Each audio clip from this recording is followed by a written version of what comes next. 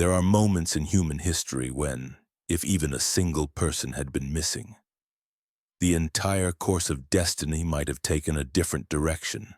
Not a king, not an army, not an empire, but a woman. Quiet, unseen, never standing on a platform of power, yet becoming the very first pillar of a mission that would change the world.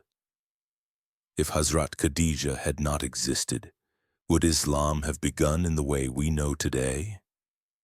In that night of fear and trembling, if there had not been a heart strong enough to receive a prophet, what would have happened next? This is not an ordinary historical question. It is a mystery about how Allah prepares truth before it appears among humanity. Welcome to Prophetic History Explained. Before revelation echoed between heaven and earth, before the name Muhammad was spoken as the final prophet, Allah had already been quietly preparing a place where the seed of truth could take root. And that place was not a palace, it was not power, it was the heart of Hazrat Khadija. She was born into a society where honor could be traded, where women were measured by marriage and wealth. Yet Khadija walked through Mecca with a posture entirely her own. She possessed wealth, but wealth did not possess her. She stood at the top of society, yet she refused to let society define who she was. Even before Islam, Khadija was known as Al-Tahira, the Pure One. Not pure because she withdrew from life, but because she lived fully within it without allowing it to stain her conscience. In a world built on compromise, she chose integrity. In a society that worshipped power, she honored character. That was what made her different, in a way even her own time could not fully comprehend. Some people are born to live quiet lives. Others are created to stand at the crossroads of history. Khadija belonged to the second group, and yet she never knew it. She did not wake each morning believing she would become the foundation of Islam. She simply lived in alignment with what her heart knew to be right. And sometimes it is precisely that quiet sincerity that Allah uses to support the greatest missions of all. When Muhammad, not yet known as a prophet, entered Khadija's life, there was no halo, no public prophecy, no sign that he would one day carry a burden heavier than humanity itself. He was known only as Al-Amin, the trustworthy one. And Khadija saw in him what very few others did, an inner world untouched by corruption, a truthfulness that did not bend with circumstance. Her choice was not driven by impulse nor by desire. It was the decision of a woman who had seen enough hollow promises to understand that a person's true worth is revealed in their character when no one is watching. She did not choose a man for worldly gain, but for the truth that lived within him. And here, history shifted. When Allah placed the weight of revelation upon Muhammad, He did not send him into that mission alone. He prepared a place of return, a refuge where fear could be expressed without judgment, where trembling would not be mistaken for weakness.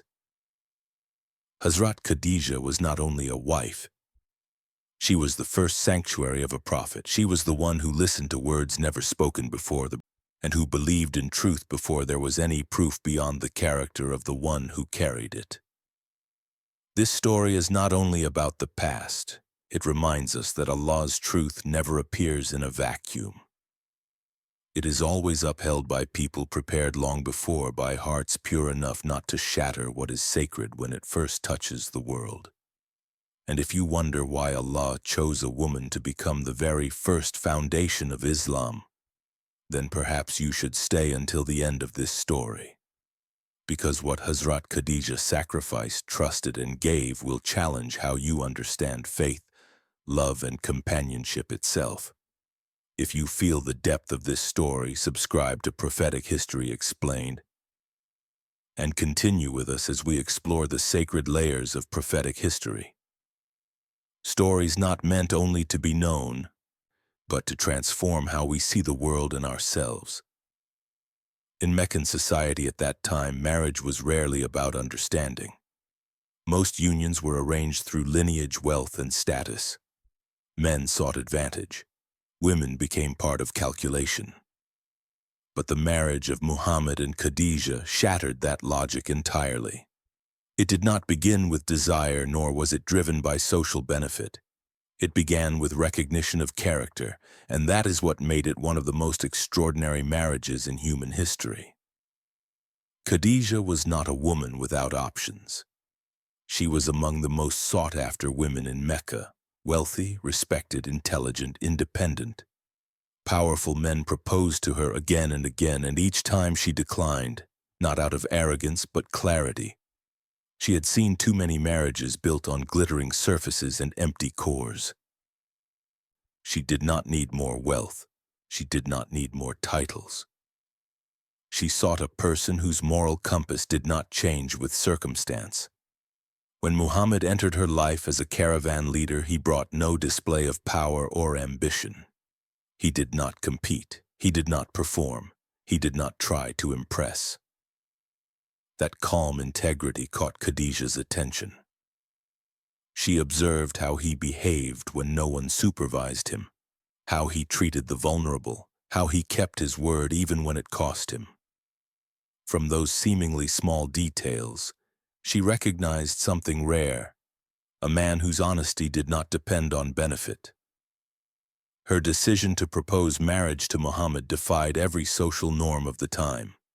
An older woman, wealthier, higher in status, initiating marriage with a younger man who had little wealth and no political power. This was not merely courage. It was a quiet declaration that true human worth does not lie in what society assigns, but in character freely chosen. Muhammad accepted not for financial security, but because he recognized in Khadija a soul aligned with his own. He did not enter the marriage to be protected by wealth, but to walk alongside someone grounded in the same moral axis. Their wedding was simple, without spectacle or extravagance, yet within that simplicity a rare foundation was laid. A home built not on the world, but on trust, respect, and peace. 25 years together were not without trials. Time erodes affection built on desire alone. But the love between Muhammad and Khadija did not fade, because it was not sustained by possession but by companionship. She did not seek to control him or reshape him. She allowed him to remain the truthful man he already was. And throughout those years, Muhammad never sought anyone else, despite a society that allowed it. What made their marriage extraordinary was not romance in the usual sense, but emotional safety. Outside, Muhammad faced injustice, betrayal, and suspicion. Inside Khadija's home, he did not have to prove himself. He was heard without judgment, silent without interrogation. That safety created the space where a world-altering mission could form without being crushed at its birth. Their marriage teaches humanity a profound lesson. A woman does not need to walk behind to be noble, and a man does not need to dominate to be strong. Stability comes not from power, but from mutual respect. When two people meet at the deepest level of ethics, marriage becomes not a bond of restraint, but a refuge. In a modern world where marriage is increasingly transactional, the story of Muhammad and Khadija stands as a gentle yet firm reminder. If the foundation is wrong, everything built upon it will be fragile. But when the foundation is character, even storms cannot bring the house down. From that home, a journey unlike any other in human history quietly began. No trumpets, no torches, yet strong enough to carry a mission that would shake the world. That night did not begin with light. It began with a crushing weight on the chest of a man standing between heaven and earth. When Muhammad descended from the cave of Hira, he carried no sense of triumph. He carried fear unlike anything he had ever known. His body trembled, his breath faltered, his mind was overwhelmed by something far beyond human experience. The first revelation did not arrive as celebration, but as a wave that struck the very core of his being. In that moment, Muhammad did not seek crowds, power, or public voices. He went home, not because it was physically safe, but because it was the only place where he could express fear without being mistaken for weakness. The house was modest, but it held what all of Mecca could not: unconditional understanding. When he asked to be covered, it was not merely exhaustion. It was the deepest cry of someone who had touched the sacred without yet knowing who he must become. Khadija did not meet him with curiosity or fear. She met him with the calm of someone mature enough to recognize that great events never arrive gently. She protected him not only with a garment, but with presence. The most dangerous thing in overwhelming moments is not fear itself, but being alone in that fear. Khadija did not allow Muhammad to be alone. She listened without interruption, without imposing meaning, without making his experience her own. When Muhammad feared for himself, Khadija did not dismiss the emotion, nor did she rush to label it as divine reassurance. Instead, she reminded him of who he had always been: a defender of the weak, a preserver of family ties, a speaker of truth even when it cost him. In her understanding, Allah does not burden trivial souls with great missions. What had happened could not be destruction. It could only be entrustment. Here, in that private space, Islam anchored itself for the first time in human life, not through sermons or laws, but through the conviction of a woman who understood that truth is not always comforting when it first arrives. Khadija's home became a place where fear transformed into meaning, where confusion was held long enough not to turn into panic. When she later brought Muhammad to Waraka ibn Nawfal, it was not from doubt, but wisdom. Revelation needed continuity within sacred history. She stood beside the experience, quietly connecting it to the legacy of earlier prophets. From that moment, her home was no longer private space alone. It became the place where truth was first recited, prayers first performed, revelation not only heard but lived. Islam did not descend into abstraction. It entered a family with human rhythms and ordinary days. Khadija never placed herself at the center.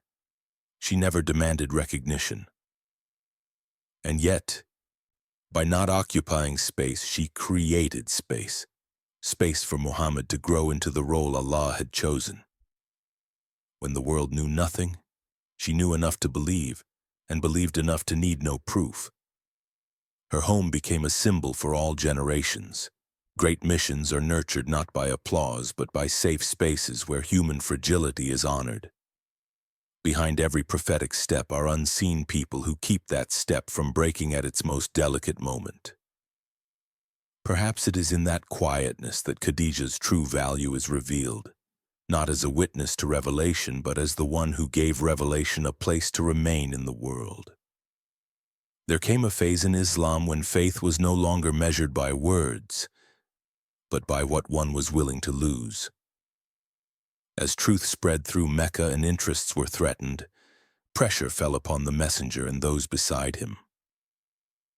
In that phase, Khadija's essence emerged fully, not through speeches but through unconditional sacrifice. Once among the wealthiest women of Mecca, she owned caravans, homes, and resources admired by clans.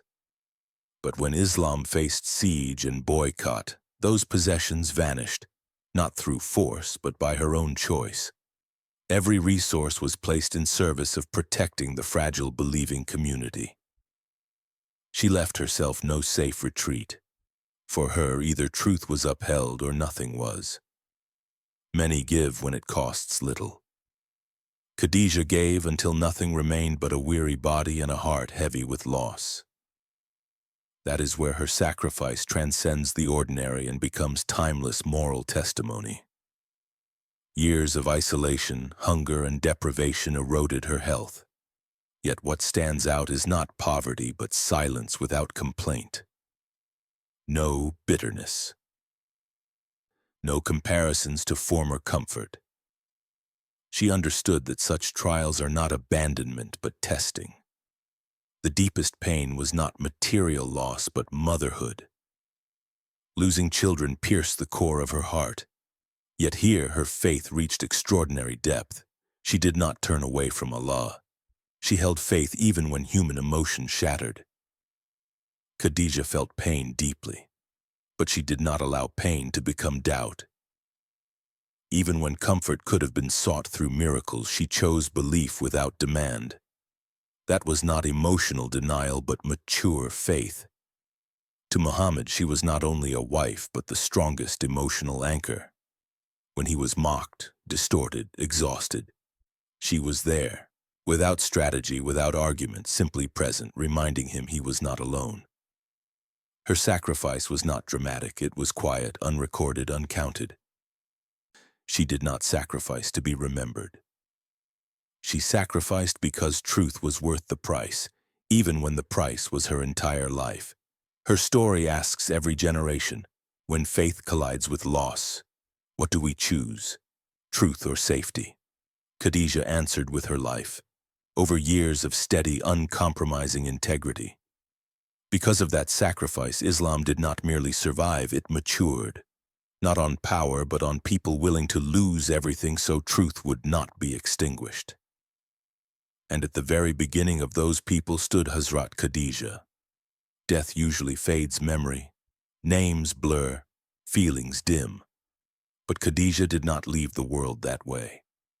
She departed, yet never left the heart of the Prophet nor the spiritual current of the Ummah. Her passing opened a different kind of presence, quieter, deeper, enduring. The year she died became known as the year of sorrow, not only for personal loss, but because the Prophet lost the one who believed when no one else did. When she left, no relationship could fill her absence. What makes her legacy unique is not that she is remembered, but how she is remembered. The Prophet spoke of her not as past, but as living presence. Loyalty that never faded. When he said Allah never gave him anyone better than Khadija, it was not emotion. It was moral and historical truth. She gave everything without guarantee. She believed without proof. She stayed when leaving was easier. Her legacy is not that she was the Prophet's wife, but that she redefined companionship. Standing beside a mission does not mean standing behind it. Sometimes those beside are what keep it from breaking. After her death, the Prophet continued, but never as though she were gone. Her values lived on through him. For the Ummah, Khadija became a timeless model, not of flawlessness but of lived faith. She showed that women do not merely receive faith, they uphold and protect it. Her story asks a difficult question. When truth is unpopular, when it costs us, what do we choose? Khadija answered not with words but with a lifetime. Her legacy lives wherever people stand by truth when it is unsafe, wherever relationships are built on loyalty, wherever faith is lived beyond death. The deepest lesson she left is not how much she gave, but how she gave, without bargaining, without demanding proof. Faith, she showed, is not a transaction. It is surrender. Applying that lesson today begins not with grand gestures, but consistent choices. Standing for what is right even when misunderstood, supporting good with real presence, walking beside the burdened without empty advice, and building faith that does not depend on comfort. If Hazrat Khadija's story makes you reflect on loyalty, companionship, and the cost of truth, we invite you to join the Prophetic History Explained community to explore more profound stories of the prophets and the quiet figures behind history. And if you wish to continue with content rooted in depth, emotion, and lasting value, subscribe to Prophetic History Explained. Your presence allows these sacred stories to keep being told, heard, and lived in our time.